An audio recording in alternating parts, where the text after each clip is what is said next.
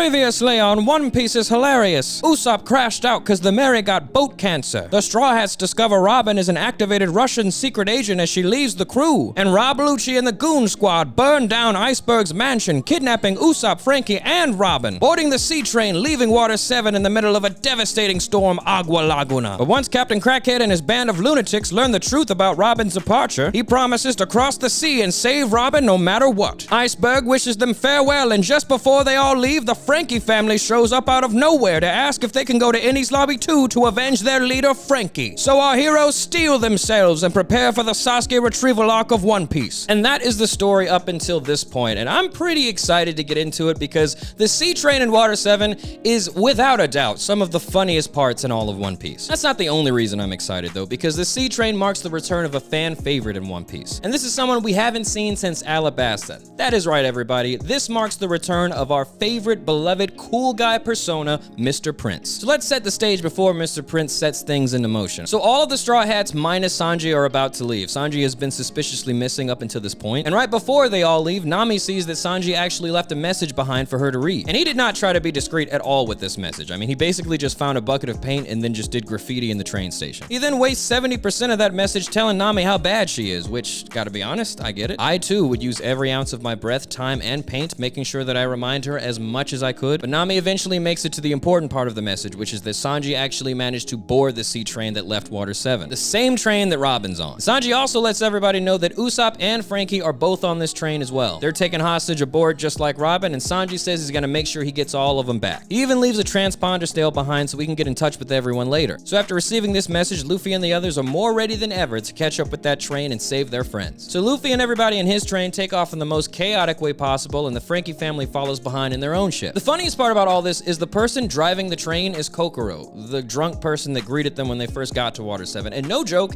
she has been drunk since they got to Water 7, 2 days ago. Like, I'm not kidding. I think she's in the middle of the most impressive bender that I've ever seen. Like, I know they don't have any other options, but it's like, no one else knows how to drive the train. Like, we just gotta let this person drunk drive us to save our friends? That's crazy. But while they're on their way, Paulie tells the rest of his friends that Lucci is actually the one behind all this, and they are flabbergasted. Honestly, I should have known he was evil when he asked me to go top hat shopping with him. No honest, God-fearing man needs that many top hats. So Paulie's pissed at Rob Lucci, and rightfully so. He got to know him for a long period of time only to learn that he was actually an evil bastard. So this is when he starts arguing with Zoro and Luffy about who actually gets to fight Rob Lucci. And that's when Luffy cuts it off really quick. He's just like, listen, I don't care. I'm fighting that guy, all right? Listen, you guys can fight the bartender. I don't give a fuck. I am fighting that leopard bitch, and that is the last thing I'm gonna say about it. Paulie protests a little bit more, but that's when Luffy says, shut up, dummy, we're comrades now. They link arms and form their new team. Meanwhile, on the first sea train, Sanji's infiltration mission is officially starting. Get here safe, Nami Swoon. Now, how should I quietly sneak into this train?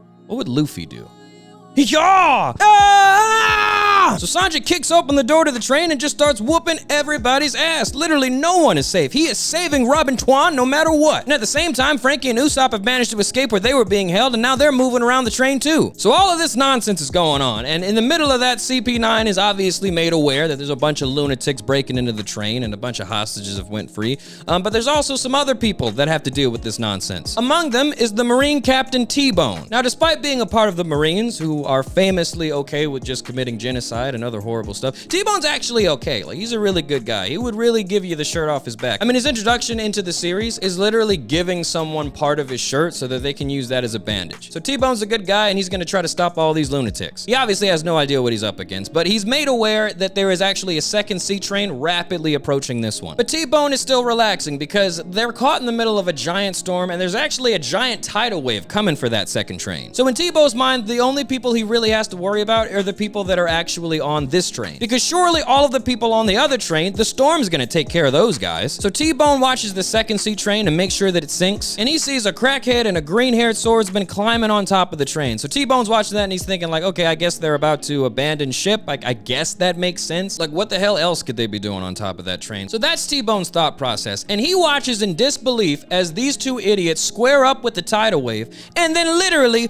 punch through the tidal wave. T-Bone cannot believe his eyes. That was no ordinary wave. They literally just ran the ones with a hurricane and won. So T-Bone is rightfully terrified. After seeing that, he's just like, okay, don't want to fight those guys. Let's figure out what's going on this train and we will do whatever it takes to avoid that one. Meanwhile, Sanji manages to catch up with Usopp and Frankie and then calls Nami to tell them the situation on their train. And Nami takes the time to fill everybody in on Robin's true intentions and also everything that they've been through up until now. And after that, Luffy tells Sanji to go crazy, and Zoro's like, what are you doing? Like, he's in the middle of an infiltration mission. Don't just tell him to go crazy. Obviously, that's not what he called us for. And Sanji's like, well, actually, I was gonna go crazy. Thank you for telling me that, Luffy. But to be honest, I was gonna kick their ass no matter what. And Luffy's like, perfectly reasonable. I would do the same thing. Give him hell, buddy. Sanji hangs up the phone and gets ready to fight everybody else on that train. But Usopp's having a hard time, though, because this is the first time he learned about everything that's happened with Robin. Did all of that really happen after I left the crew? Robin left right after you did, I think. She's sacrificing herself so that all 6 of us, you included, would be safe. One is the loneliest number when you leave your crew. Oh man, what a sad story. Usopp, I told you were stupid for crashing out for that boat. The ship was falling apart. Your captain was just trying to be responsible. Leave him alone, Frankie. It doesn't matter now. What's done is done. Let's just find these CP9 assholes and save Robin. It's just so sad. Yo, come on, dummy. We're gonna go make things right. I can't.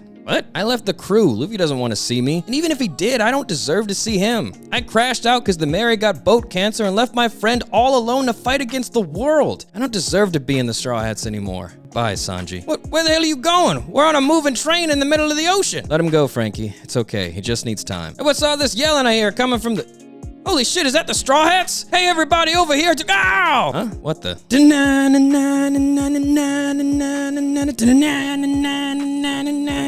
Sogekingo mumate umexumoto something something something in Japanese, cause that's the best version of this song. Lock on! Sogekingeru. Is your friend having a stroke? I have no idea what's going on. And I don't care, we need to save Robin. So Sanji sits those 2 idiots down and goes over the plan. All right, you two, now listen up. We have a very important mission that cannot fail. I'll be acting as team leader, and while we're on this mission, my code name is Mr. Prince. Robot Boy here is gonna be our commando unit. I need you to power through as many cars as you can to get to Robin. Ow! And I, Sogeking, King of the Snipers, will provide backup for Robot Boy by shooting any CP9 agents I see. We'll probably get separated as we start to fight stronger people, but we'll stay together first to deal with as many Marines as fast as possible. And remember, boys, the #1 priority is to save Robin Chuan. Robin Chuan on 3. 1, 2, 3. Robin Chuan! Meanwhile, back on Luffy's train, everybody's getting their Innie's lobby drip ready. And T-Bone is still dreading the other train catching up to them. He's helping all of his fellow Marines who got their ass kicked by Sanji when suddenly 3 lunatics show up and play a game of peekaboo right outside the train door. So T-Bone cuts off the door in the hopes that he gets them off the train as soon as possible. While everyone is focused on the end of the train where the door was, Mr. Prince and the others go to the front of that train car and disconnect it from the rest of the train. So now T-Bone and his Marines are stranded in the middle of the ocean during a massive storm. And it's extra bad for T-Bone because those lunatics in the other sea train, the people he just saw fight a tsunami, well, they are rapidly closing in on his position. So T-Bone just takes off on the tracks. He is just running. He does not care. Meanwhile, on the other sea train, Luffy has climbed up on top of the train to get a better look. Because he's up there, he gets a good look at the dislocated train car that's coming up on the train tracks. So Luffy sees this and he gets excited because maybe that's where Sanji is. Maybe that's where Robin is. So he gum rockets himself right into the train car and crashes through the door and just starts interrogating everybody. He doesn't even bother to take the door off either. He's just walking around with the door wrapped around him, interrogating all these people. I cannot think of a more scary introduction to these lunatics, but it gets even more scary from the Marine's perspective. Because as soon as that crackhead realizes that his friends are not on this train car, he looks at the approaching sea train and he shouts, "All right, Zoro, they're not in here. Go ahead and cut it." Like, really imagine it from their perspective. They don't know what that means, but if somebody jumped into your train car, just started terrorizing everybody with the door wrapped around him, and then just looks to the other train and is just like, they're not in here, go ahead and cut it, I would think they're gonna kill us all. All of this happens, and then you see a green-haired samurai with blood in his eyes climb on top of the other sea train, and then right before the train collides with your train car, he cuts it smooth in half, hot dog style. I swear to God, if I was them, I'd be like, that, well, this is it for me. I don't even know what's happening, but I know I'm about to die. But anyway, the lunatics cut the train in half and get it out of their way so they can keep going on the train tracks, which unfortunately means they are closing in on T-Bone, who took off running for the other train. And with these lunatics rapidly closing in, it means that T-Bone has no choice now but but to stand his ground. T-Bone sends his attack, the T-Bone Phoenix, into Zoro, but Zoro counters and one-shots him immediately. T-Bone is sent off flying into the crashing waves. It's really sad because T-Bone might actually be a good fighter, but those lunatics in that train are bloodlusted right now. They are still mad they lost to Rob Lucci in Water 7. Everybody on that train has something to prove. They were not about to let T-Bone get in the way of that. Meanwhile, on the Robin retrieval team, Mr. Prince and the others begin advancing and beating up every Marine they come across. And this is when Mr. Prince and Soga King realize that Robot Boy is actually a robot when he gets shot a bunch of times and doesn't budge. And then he straight up just throws a couch at the Marine shooting at him. Wait a second, you're actually a robot? I thought that was just your code name. Not a robot, a cyborg. It's sexier. I'm Cyborg Frankie. How the fuck? You know we use snails to call each other and take pictures, right? What's your point? Just feels like we should have got cell phones before we got half-naked robot people. How advanced is the technology in this world? I'm so confused. If it makes you feel any better, I got a mini fridge in my abs. Ow! I got cola, Diet Cola, Cola Zero, Nuka Cola, Super Cola Plus, and Hawaiian Pineapple Mango Cola, but that one's mine. Whoa. This is not the time for this. We need to find Robin. So Mr. Prince, Soga King, and Robot Boy go into the next car, and that's when they come across a roller skating lunatic in the kitchen. And he says that his name is Wanzi, and he's the C-Train's cook. And they quickly realize this guy is actually insane. I mean, he's roller skating all over the kitchen, chewing on some noodles and spitting them into a bowl to try to serve as ramen. And Sanji obviously does not have the patience for this guy. I mean, he's been in the kitchen with Luffy. He truly does not have any desire to be in the kitchen with another lunatic. And unlike Luffy, this guy almost certainly actually is a crackhead. I'm saying, like, he probably hit the pipe before they walked in there. Sanji's watching this asshole disrespect food the entire time he tries to fight him. I think he calls his fighting style ramen kimpo or something. All he's doing is chewing on ramen and spitting it at him. It's really pissing the cook and Sanji off. So he tells the other two to go on ahead without him, and he's gonna settle things here. And put yourself in Sanji's shoes, okay? You are leading this mission to save Robin, and now you're fighting a meth head in a ramen suit. Like, I would be very, very pissed. Dude, seriously, I am so tired of all this Jujutsu Kaisen ass pulling, all right? Will you please just fight regular? Except for you, Mr. Prince, my curse technique, Ramen Kimpo, is invincible. This is literally just a food fight, and I refuse to be a part of it. So Sanji and the drug addict in the kitchen keep fighting, and at the same time, Robot Boy climbs up on top of the train and starts fighting another CP9 agent named Nero. And Soga King actually makes it to the front of the train to tell Robin that they're here to rescue her. Robin, however, is still insistent that she goes to Enies lobby to sacrifice herself for the rest of them, which frustrates Soga King because he knows the type of person that Luffy and the others are. Now that they know why Robin is doing this, they will follow her to the ends of the earth. So Soga King and Robin keep arguing, and in the middle of that, a CP9 agent overhears them and walks in. What the hell going on in here? Oh, they're shouting with only one woman in here. What the hell are you doing?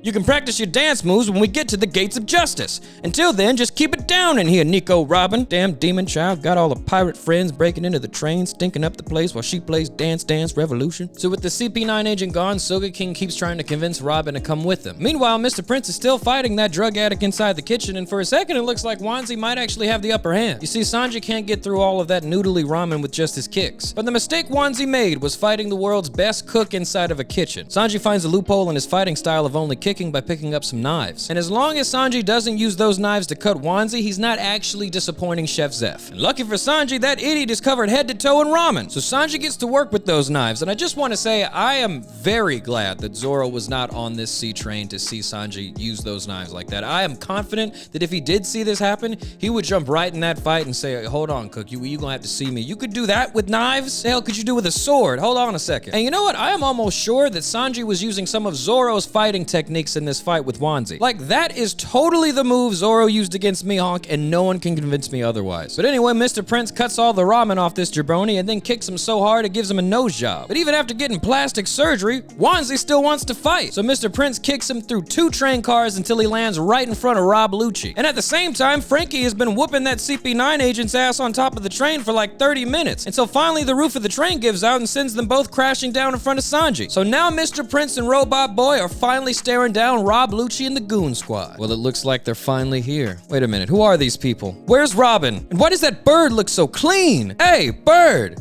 You got that shit on. As do you. So this is when Nero, the CP9 agent that Frankie whooped, starts to get up apologizing, saying he'll take care of them right away. And that's when Lucci tells Nero he has 3 seconds to run for his life. He starts counting down and then stabs Nero in the back in front of everybody. And then he throws him out of the window of the train, so he is for sure dead. So Sanji and Frankie just saw all of that like, God damn, man, we get it. You're evil. Take it easy. And this is when Robin herself walks out of the train car ahead of them with Soga King with her. Robin Schwan! Good job, Soga King. You found her. But to Sanji's surprise, Robin folds Sogeking and sends him crashing to the ground. You know, if I had prep time, I could have handled that. And this is when Lucci's evil villain-looking ass just starts laughing. He starts telling them that it's useless for them to even be here, they should have never came. Goes on another long and pointless monologue, just blah blah blahing about how all of this is pointless and everything. It's a really dumb thing to do, because all that talking he's doing, it gave Sogeking the prep time he needed to throw a smoke screen. And this distracts all of the CP9 agents long enough for Sogeking to grab Robin and run to the other side of the train with Sanji and Frankie. Once they all get to the other side, they disconnect CP9's train car so that they can't get Robin again. It's over. Robin has officially been saved by Mr. Prince, Sogeking, and Robot Boy. Or at least that's how it looked in the moment. Unfortunately, it's not going to be that easy. That's when Bruno from CP9 reattaches their cars so the rest of the agents can grab Robin. But suddenly, Frankie sacrifices himself by ramming the door into the other car in front of them, permanently separating the two cars. Robot Boy! Don't worry about me, just get Robin out of here and tell that long-nosed guy I'm sorry for beating him up in Water 7. He knows, Robot Boy. He knows. So once again, it looks like the mission is a success, even though it came at the cost of one of their teammates. Unfortunately, this is when the group learns that Bruno ate the door fruit. So he appears behind Sanji and Tempest kicks him right out of the fight, letting him get to Robin again, who's still too shook with fear to do anything other than beg Bruno to take her back to the train car headed to Eni's lobby, which eventually Bruno does, which means unfortunately it is now officially over. Robot Boy and Robin Schwan are now on that train headed towards Eni's lobby. Sanji curses himself for his own weakness, but he remembers it's not actually over, because just behind them is a train full of even more lunatics ready to crash out for Robin, and they are approaching Sanji's disconnected train car at breakneck speeds. But before they all regroup with Sanji, Luffy sees something else on the train tracks, and he can't believe his eyes. It's that damn frog again! Way out here in the middle of the ocean, the frog that tries to fight the sea train in Water 7 has followed them all the way to the middle of the ocean to run the ones with the train again. So Luffy sees the frog and he's like, what do you do? Get out of the way! But the frog isn't budging. He's like, nah, you gonna have to see me, and he jumps on top of the train with Luffy. Listen, I admire the crash out, but there's really no reason to do this. Kiddo! What? Rob Lucci? That's who we're gonna go beat up right now. We hate him too. Kiddo! That's what I'm saying. He pisses me off. He really thinks he's like that. Kiddo! You're right, Frog. That top hat is stupid. We're on our way to drag that pussycat all around Eni's lobby. You want in? Kiddo! All right, buddy, let's go. And so now the Eni's lobby raid team has a new member, Yokozuna, the crazy crash test dummy frog. Not too long after that, they regroup with Sanji and Sogeking, and everybody gets ready for the fight of their lives at Eni's lobby. And that about covers the short yet very funny adventures on the sea train. I always have so much fun when I go back and watch these episodes because we don't get enough Mr. Prince, all right? We saw him in Alabasta and I guess on Little Garden 2 technically, even though it was just a phone call. I want more missions where Sanji is in charge. He's delightfully competent and also just so funny to watch. That's about it for this one, guys. Obviously, we are on our way to Eni's lobby, and I have a feeling that just might be funnier than both Water 7 and the Sea Train combined. But as always, let me know what you guys think in the comments. What was the funniest part of the Sea Train? The funniest part about Water 7? What's just the funniest parts of One Piece? Let's talk about it. I also want to shout out my other socials if you want to keep up with me while I'm in the middle of posting these videos. I have a Twitter that's going to be, maybe I'll put it on the screen. It's in the description either way. I'm on Twitter like every single day. I'm also on Instagram, my personal Instagram. I have two. There's one I'm thinking about just making for merch whenever I finally get that shit figured out. And then I have my personal one, which I am on every single day. So come hang out. Follow me. Don't follow me. Just come say hi. Do whatever you want. It's there. But that's it for this one, guys. Thank you for watching. Thank you so much for being interested, and I cannot wait to see you in the next one.